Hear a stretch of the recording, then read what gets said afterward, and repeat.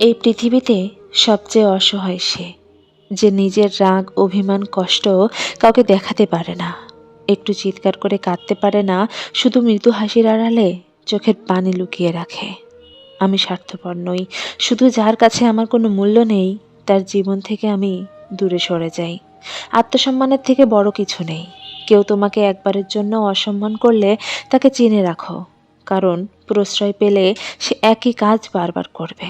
নিজেকে চাঁদ নয়, সূর্য নয়, আস্ত একটা আকাশ বানাও, যেখানে থেকে মেঘ ফেটে বৃষ্টি বের হবে, তবুও আকাশ ভেঙে পড়বে না। আপনি তখনই কারোর কাছে বিরক্তির কারণ হয়ে যাবেন যখন আপনি অতিরিক্ত ভালোবাসা প্রকাশ করে ফেলবেন। যদি সে আপনাকে সত্যি ভালোবাসতো তাহলে দূরত্বটা না বাড়িয়ে গুরুত্বটা বেশি দিত। সব থেকে কষ্টের কাজ তো এটাই, যখন প্রিয় মানুষটা নিজের হবে না জেনেও তাকেই ভালোবেসে যেতে হয়।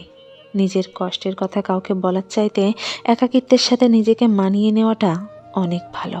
জীবন থেকে একটা জিনিস শিখলাম, স্বার্থের এই পৃথিবীতে চাইলেই কারোর আপন হওয়া যায় না।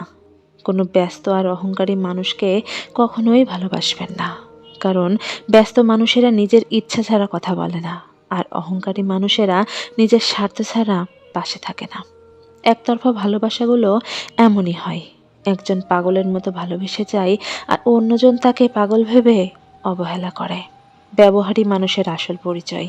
সৌন্দর্য থাকলেই সব কিছু হয়ে যায় না। তাকে কখনোই অবহেলা করো না যে তোমার সাথে কথা বলার জন্য অপেক্ষা করে।